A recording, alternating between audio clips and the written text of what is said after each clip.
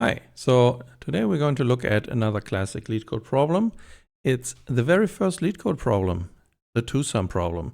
And this is something that everybody should know by heart pretty much. And I'm just going to give you a quick walkthrough through two solution approaches. And yeah, let's see how it goes. So first, let's try to understand what is actually the problem. So we're given an array of numbers that are integers, and we're giving a target integer, and we should return the indices of the two numbers that added up to the value of target. We may assume that each input would exactly have one solution. So there are exactly two numbers in our nums array that add up to target. And this is nice. The order in which we return these numbers doesn't really matter.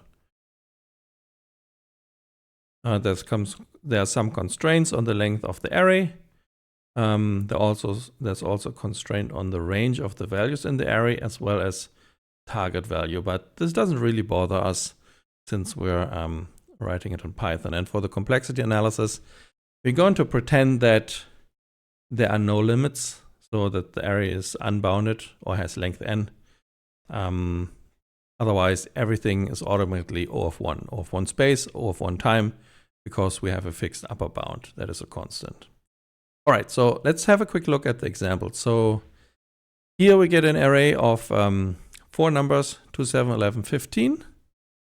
2, 7, 11, 15, yeah. And a target value of 7. So we can immediately see that 2 and 7 add up to 9. Let's say target value 9. That's what I meant. 2 and 7 add up to 9.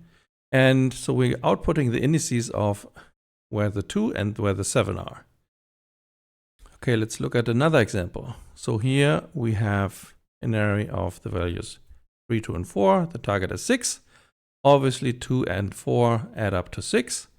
So we return the indices 1 and 2.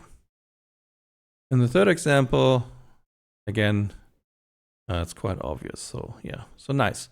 So how could we approach this? Well, the brute force approach, the naive approach, is to just have two loops and simply compare the first number and see, well, we take the first number, and then in an inner loop, we just check if the first number adds up with any of the other numbers to our target value.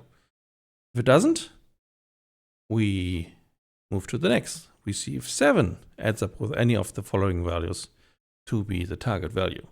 So that is an n² time complexity algorithm.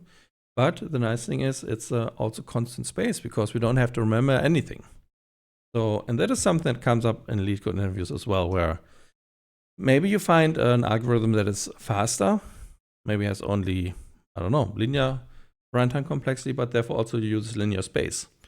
So if you can explain that there's another approach that uses n² time, but only O of one space, you know, that's nice to be able to do that, because you can explain, well, you can essentially decide which ones you pick, deciding on what trade-offs you want to make. Yes. So we already know we're going to have an O of n of n time and O of one space algorithm. And so this is going to be an outer loop for I in range length nums, because we need to iterate over all of the positions in our nums array. And j is going to be our inner loop for j in range. And we're only going to start from position I plus 1, right? Because if we check if 2 and 7 are the same, then once we've reached 7, we don't need to check if 7 and 2 are the same again.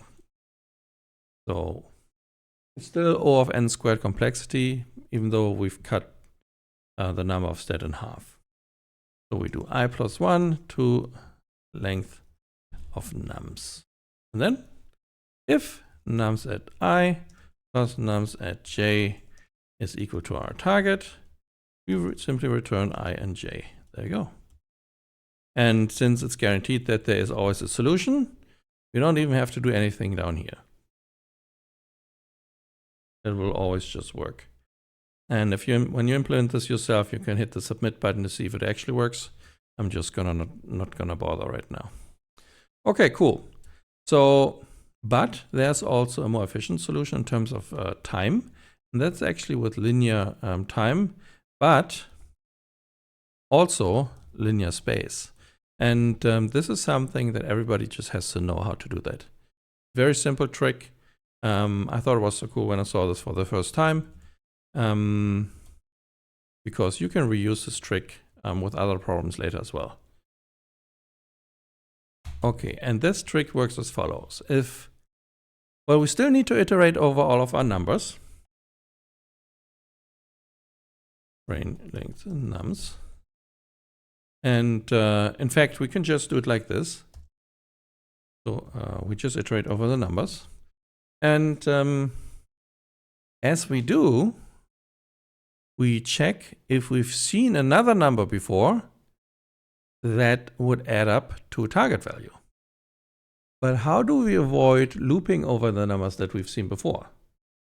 Well, a trick that we can do is, if we know that, well, we know that we are looking for a value a and a value n that's equal to target. So this is the mystery value that we need to look for, that was in the numbers before, let's say, our current value n, right? So, and we can change this or modify this further. We could say we're looking for a value that is equal to target minus n. And what could we possibly use, what kind of data structure, to do a constant time lookup if a certain number exists? That's right, we can use the mighty hash map. And so we're going to use that, and let's see, and we're going to do that. So what we will do, we're going to check if in lookup we know that we've seen the missing number before that, together with our n, adds up to target. So what we'll then do is we get our index I from the lookup, and we return the index I and j. So actually, so we have to use an index j here as well. And we can do it like this. Just use enumerate. So yeah. And if we don't see this in lookup, well, what we do? Well, we have to store something in lookup, meaning we have to store the current number. And we want to store the index, right? So now we just have to come up with, let's see. You just have to come up with a name for this variable, right? And that is the complement. I would say we should call it that.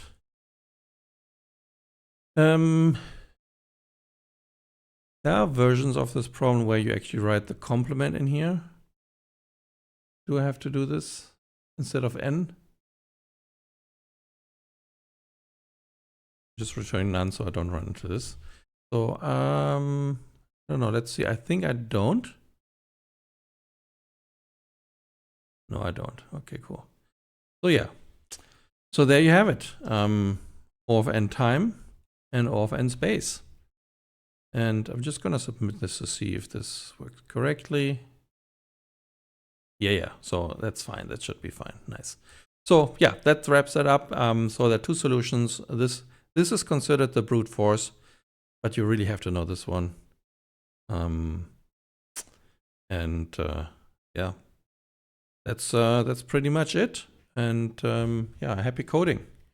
LeetCode number 1.